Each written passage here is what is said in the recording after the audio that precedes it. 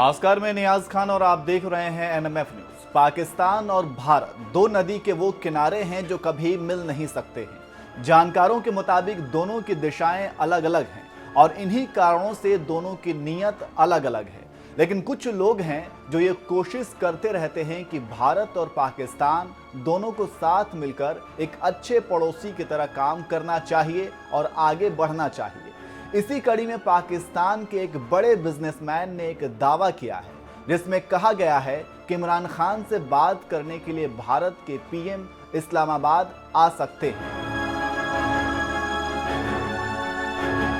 खबरों की माने तो पाकिस्तान के अरबपति बिजनेसमैन मियां मानशाह ने दावा किया है कि भारत और पाकिस्तान के बीच पर्दे के पीछे से बातचीत जारी है और 1 महीने में पीएम मोदी पाकिस्तान का दौरा कर सकते हैं।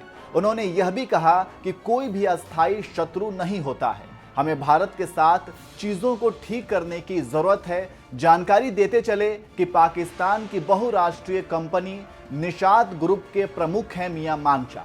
प्रेस कॉन्फ्रेंस में आगे मानशाह ने कहा कि 1965 की जंग के पहले तक भारत के साथ पाक का 50% व्यापार होता था। मियां मानशाह ने कहा कि हमें शांति की जरूरत है, भारत के पास अच्छी तकनीक है, हमारे पास भी ऐसी बहुत सी चीजें हैं जो हिंदुस्तान को दे सकते हैं, इसलिए कोई भी अस्थायी शत्रु नहीं है। इतनी गरीबी है, हमें भारत के साथ चीजों को सुधारना होगा। पाकिस्तानी अरबपति का यह दावा ऐसे समय में आया है जब हाल ही में जारी पहली राष्ट्रीय सुरक्षा नीति में पाकिस्तान ने भारत के साथ शांति पर जोर दिया है।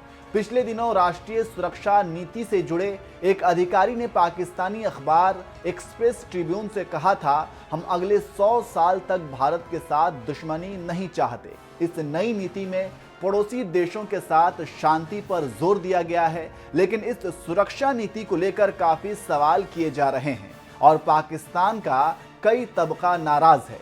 भारतीय मीडिया के हिसाब से पाकिस्तान अपनी राष्ट्रीय सुरक्षा नीति के केवल एक हिस्से को ही सार्वजनिक करेगा, बाकी का हिस्सा गोपनीय रखा जाएगा। यहाँ पर एक फैक्ट भी देते चले कि इससे पहले भारत और पाकिस्तान की सेनाएं सीज फायर को कड़ाई से लागू करने पर सहमत हुई थी। ऐसी खबरें आई थीं कि अफगानिस्तान में तालिबान राज आने से पहले भारत और पाकिस्तान के बीच पर्दे के पीछे बातचीत शुरू हुई थी। वहीं यूएई ने भी भारत पाकिस्तान के बीच दोस्ती करने के लिए काफी प्रयास किया था, जिसका नतीजा दिखने लगा है।